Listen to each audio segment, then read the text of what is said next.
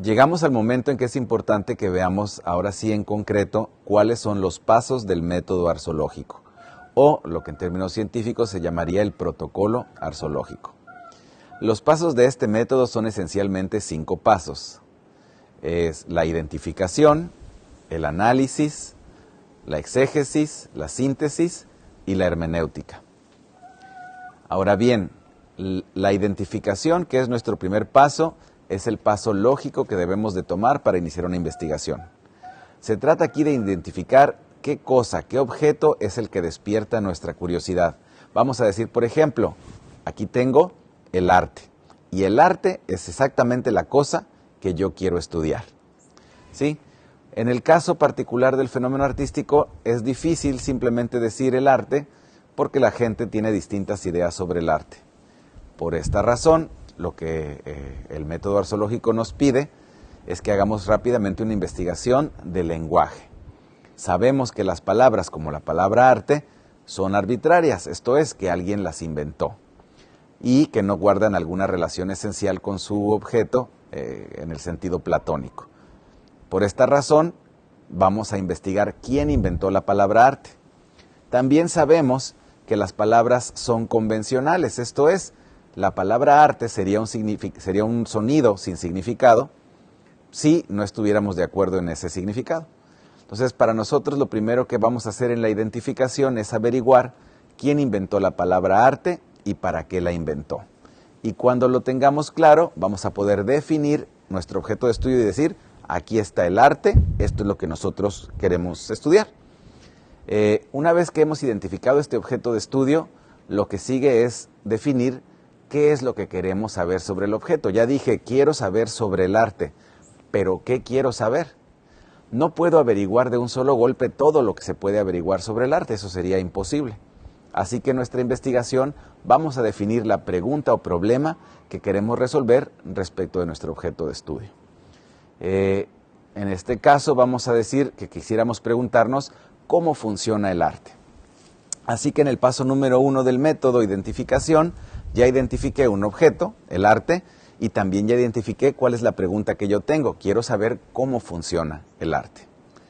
El paso número 2 de nuestro método se llama análisis. Y lo que algunas personas han olvidado es que análisis quiere decir precisamente separar, dividir. Para poder entender algo, lo separamos en sus partes.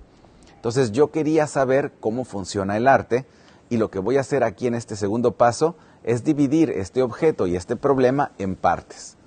Por ejemplo, voy a decir, es difícil saber cómo funciona el arte todo de un jalón, pero me puedo preguntar cómo funciona el artista, cómo funciona la obra de arte y cómo funciona el público. Así pues, tomé un objeto que era único, que era el arte, y lo dividí en 3 partes. El artista, la obra de arte y el público. De esta manera me va a facilitar a mí mi investigación, pues me voy a poder ir por partes. De la misma manera tenía yo una sola pregunta general, ¿cómo funciona el arte? Que era difícil de responder, pero también la voy a dividir y ahora me voy a preguntar cómo funciona el proceso del artista, cómo funciona la transmisión de información en la obra de arte y cómo funciona la convencionalización del significado en el público. Ya dividí tanto mi objeto como mi problema de estudio en partes. Y eso es lo que hacemos en el análisis, simplificar nuestro trabajo dividiendo un problema complicado en varias partes más simples. Cuando hemos hecho esto, podemos formular una hipótesis, sí, a partir de este análisis, ¿cómo creo yo que es la respuesta a mi pregunta? Y podemos formular un plan de trabajo. ¿Cómo voy a averiguar si mi hipótesis es correcta o no? ¿Cómo voy a obtener la información para contestar a la pregunta? ¿Cómo funciona el arte? Bien, este plan es lo que da por terminado el paso número 2, que es el análisis. Ahora lo que sigue es el paso número 3, que se llama exégesis. Y la exégesis consiste precisamente en ejecutar mi plan. Vamos a seguir con el mismo ejemplo. Yo quería saber cómo funciona el arte, lo dividí en partes y entonces dije, primeramente quiero saber cómo funciona el proceso creativo del artista. Esta es la primera parte de mi problema. Y en mi plan yo dije, bueno, hay muchas formas de averiguarlo. Una de ellas que yo voy a utilizar es que voy a hacer un cuestionario y le voy a aplicar este cuestionario a muchos artistas diferentes. Bueno, ese era mi plan en el paso número 2, así que ahora en el paso número 3, exégesis, voy a tomar yo mi cuestionario y ahora sí, de verdad, voy a ir con un artista, con otro artista, con otro artista y les voy a ir aplicando el cuestionario y voy a ir anotando sus respuestas. Esto es la exégesis, es conseguir la información, sacar la información que está en la realidad y traérmela. Eso es la exégesis. Cuando yo termino el paso número 3, lo que tengo es un gran altero, un gran cerro de información. Estuve entrevistando, vamos a seguir con nuestro ejemplo, a muchos artistas sobre cómo se sienten cuando hacen sus obras de arte, qué cosas les pasan cuando hacen sus obras de arte, si tienen dudas en el proceso, si saben desde un principio lo que van a hacer. Todo ese tipo de preguntas se las hice y ahora tengo un cerro así de cuestionarios con muchas respuestas diversas de cada uno de los artistas que entrevisté. Este material puede ser muy confuso, ¿sí? Sin embargo, va a resultar que cuando yo comparo una respuesta de un artista con la de otro, lo que voy a acabar encontrando es que si entrevisté a 100 artistas, algunas de las respuestas se van a parecer, ¿sí? Y entonces voy a llegar al paso número 4 que se llama síntesis.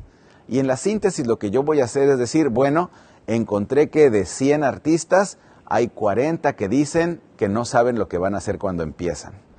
Hay 30 que dicen que empiezan con una idea y a la mitad del proceso la cambian. Voy a ir contabilizando, voy a ir reduciendo la información y la voy a acomodar en una tabla, pues en un gráfico de esos de barras, la voy a acomodar en un cuadro sinóptico, incluso lo puedo acomodar en lo que se llama un mapa conceptual, ¿no? Es decir, puedo hacer incluso dibujos, caricaturas, que me permitan poner toda la información en orden y que yo la pueda de un solo vistazo apreciar y darme cuenta más o menos cómo se ve. Al organizar mi información que yo tenía, al cambiar este cerro de entrevistas por una serie de datos más concretos que yo puedo relacionar unos con otros, por ejemplo, tipos de proceso de los artistas por edad, por género, por país de origen, ya puedo yo empezar a ver si el género, la edad, el país de origen afectan o cambian el proceso artístico de las personas que hacen arte. Acabo de crear lo que se llama un modelo.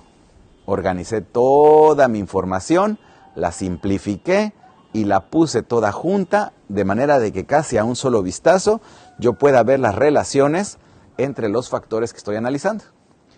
Al obtener esta reducción, al obtener este modelo, se concluye lo que llamamos síntesis. Conseguí la información, la acomodé y ahora ya la puedo ver.